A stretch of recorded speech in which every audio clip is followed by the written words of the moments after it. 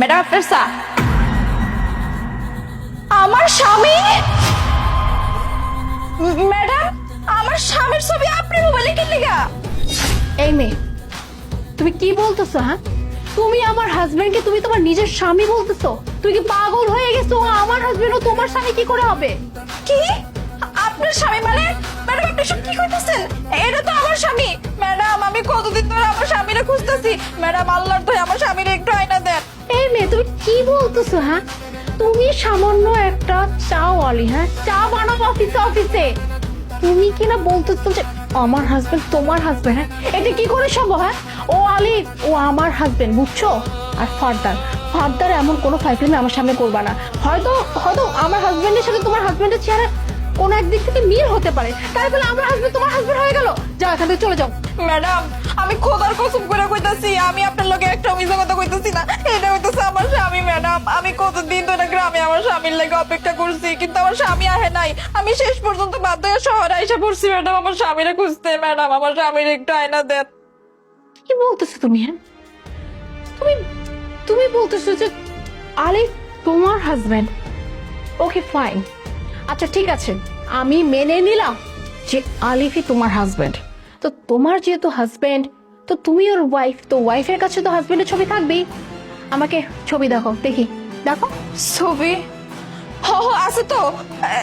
এই যে ম্যাডাম, এই যে ম্যাডাম, এটাই আমার স্বামী। দেখছেন ম্যাডাম আমার লগে ছবি আছে। ম্যাডাম আমি আপনার লগে একটা মিছা কথা কইতাছি না। আলিফ? সত্যি সত্যি আলিফ? But এইটা কি করে সম্ভব? এই, আমাকে সত্যি করে বলো তো, মানে আলিফ তোমার হাজবেন্ড? মানে কিভাবে, কি হয়েছে তোমার সাথে? সত্যি করে আমাকে সবকিছু খুলে বলো।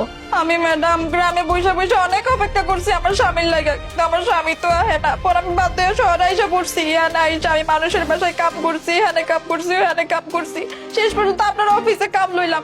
এখানে আইয়া আমি আজকে দেখলাম আপনার মোবাইলে আপনার লগে আমার স্বামীর ছবি।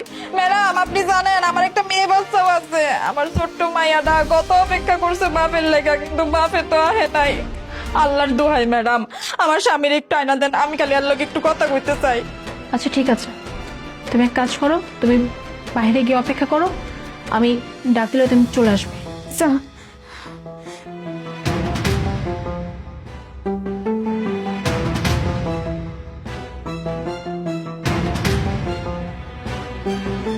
আলি, তুমি একটু আমার রুমে আসো তো।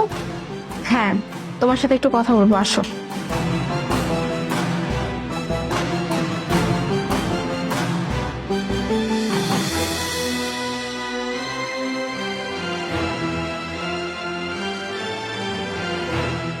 বল, ডেকেছো আমাকে? আলিফ, আমাকে একটা কথা বলো তো, তুমি আমাকে কতটুকু ভালোবাসো? এটা কেমন প্রশ্ন? আমি তোমাকে অনেক ভালোবাসি, নিজের জীবনের চাইতেও বেশি ভালোবাসি, অনেক। তা জানি যে তুমি আমাকে অনেক ভালোবাসো। আচ্ছা একটা কথা বলো তো, ধরো আমি তোমার জীবনে নাই, বা আমার কিছু একটা হয়ে গেল, তুমি কি আমাকে ছাড়া আবার অন্য কোনো মেয়েকে তোমার জীবনে আনবে নাকি? না, এইসব কেমন কথা? তুমি যদি আমার জীবনে না থাকো, মানে কি, কেন থাকবে না তুমি আমার জীবনে? আমি এসব কথা কখনো চিন্তাই করি না। তুমি কেন এসব চিন্তা করছো? না, আসলে হয়েছে কি, একটু আগে বুঝছো একটা নিউজ পড়লাম। আরে একটা ছেলে জানো, সে গ্রামে একটা বিয়ে করছে, সেখানে বউ আছে, বাচ্চাও আছে, আবার শহরে এসে আর একটা মেয়েকে বিয়ে করছে। আচ্ছা চিন্তা করো, হ্যাঁ, আজকালকার পুরুষরা কতটা জঘন্য হয়। হ্যাঁ, দুইটা মেয়ের জীবন কিভাবে নষ্ট করে দিল। আর আজকাল তো এরকম হরহামেশাই হচ্ছে। একটা বিয়ে করে আর একটা অ্যাফেয়ার করে, আবার অ্যাফেয়ার করা চলাকালীন আবার একটা চিট করে। আচ্ছা যাই হোক, এসব কথা বাদ দিই, আমি জানি আমার আলিফ এরকম কোনো কিছু করতে পারে না।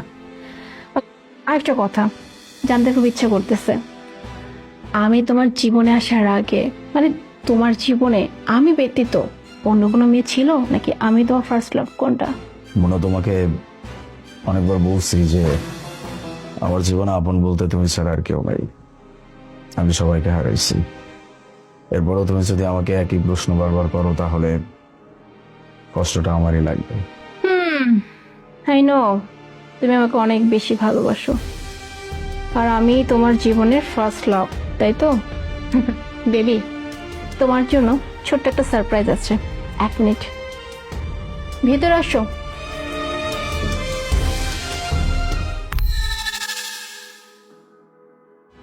কি ব্যাপার, তো চোখ এরকম বড় বড় হয়ে গেল কেন? হ্যাঁ, আমার সারপ্রাইজটা কি তোমার পছন্দ হয় না? আমি ওনাকে কিভাবে চিনবো? তুমি কার কথা বলছো? আমি তো আজকেই প্রথম ওনাকে দেখলাম। কে উনি? কি? তুমি এসব কি কইতেছো? তুমি আমার চিনতেছো না? তুমি জানো আমি কতদিন ধরে তোমারে খুঁজছি, কিন্তু তোমারে কোথাও পাই নাই। গ্রামে অনেক অপেক্ষা করছি তোমার লাগা, কিন্তু তুমি তো আর গ্রামে যাও নাই। শেষ পর্যন্ত বাধ্য হয়ে আমি শহরে আইসা পড়ছি। শহরে আইসা তোমার অনেকদিন খুঁজছি, কিন্তু পাই নাই। শেষ পর্যন্ত কি করব? পেটটা তো চালাইতে হইব। এই অফিসে একটা কাম লইলাম, আর এই অফিসে আজকে আমি ম্যাডামের মোবাইলে তোমার ছবি দেখলাম। তুমি কই চলে গেছিলা? তোমার কি একবার আমার কথা মনে পড়ে নাই? আমার ছোট্ট মাইয়াটার কথা মনে পড়ে নাই? কি আজব কথাবার্তা! হু আর ইউ? আপনি কেন আমাকে এভাবে এইভাবে কথা বলছেন আমার সাথে? আমি তো কিছু বুঝতে পারছি না। মোনা, উনি কে? তুমি এত মিছা কথা কি লেগে কইতাছো? আল্লাহর দোহাই এরকম কইরো না আমার লগে। আমার তো তুমি ছাড়াই দুনিয়াতে আর কেউ নাই। আমার লেগে না হইলো তো আমাকে মাইয়াটার লাগা হইলে এরকম কইরো না আমার লগে। এবার কিন্তু আপনি অতিরিক্ত করছেন। চিনি না জানি না, যা ইচ্ছা তাই বলেই যাচ্ছেন। এখানে আমার ওয়াইফ বসা আছে। আপনি যে এরকম উল্টাপাল্টা কথা বলছেন, ও তো অন্যরকম চিন্তা ভাবনা করবে। প্লিজ আপনি যান তো, এখান থেকে যান।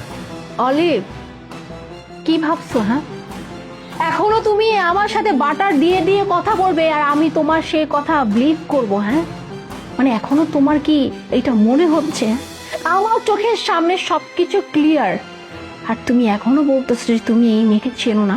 মানে নিজের বিয়ে করে স্ত্রীকে তুমি চিনতে পারতেছো না, তাই না? যে স্ত্রীর সাথে বছরের পর বছর সংসার করছো, আবার একটা বাচ্চাও হয়েছে, সেই স্ত্রীকে তুমি চিনতে পারতেছো না? তোমার স্মৃতিশক্তি এতটাই কি লো হয়ে গেছে নাকি? তোমার স্মৃতিশক্তি লো হলেও না, এই মেয়েটার স্মৃতিশক্তি কিন্তু লো হয় না। হ্যাঁ, তুমি এই কাজটা কেন করলা? কিসের জন্য করলে আমার সাথে এত বড় একটা প্রতারণা? তোমাকে না আমি অনেক ভালোবাসতাম। হ্যাঁ, কতটা ভালোবাসছি তুমি নিজেও জানো না তোমাকে, আর তুমি আমার সাথে এত বড় প্রতারণা করছো। হ্যাঁ, তুমি একটা মেয়েকে বিয়ে করছো, সেই ঘরে তোমার সন্তান আছে, আর তুমি আমাকে কি বলছিলা? না, এই দুনিয়াতে আমার কেউ নাই, আমি একদম একা, তুমি ছাড়া আমার জীবনে আর কেউ নাই। আর অথচ তুমি আমার সাথে এত বড় একটা প্রতারণা করছো।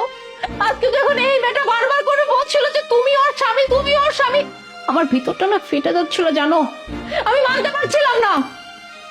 যখন যখন তোমাদের ছবি আমি দেখলাম, আমি আমার চোখে বিশ্বাস করতে পারতেছিলাম না যে আমারই আলিফ তো জঘন্য বলে একটা কাজ করছে। কিসের জন্য? কেন দরকার ছিল দুইটা জীবন নষ্ট করার? হ্যাঁ, তুমি তো বিবাহিত ছিলে, তাহলে আমাকে কেন বিয়ে করছো? কি বলছো তুমি এসব মোনা? আমরা ভালোবেসে বিয়ে করছি। তুমি আমার ওয়াইফ। আমি তোমাকে ভালোবাসি, আর তুমি কিনা আমাকে বলছো যে তুমি আমার সাথে থাকতে চাও না। দেখো মোনা, হ্যাঁ আমি মানছি যে আমি তোমাকে মিথ্যা কথা বলছি। আমি মিথ্যা বলছি শুধুমাত্র তোমার জন্য।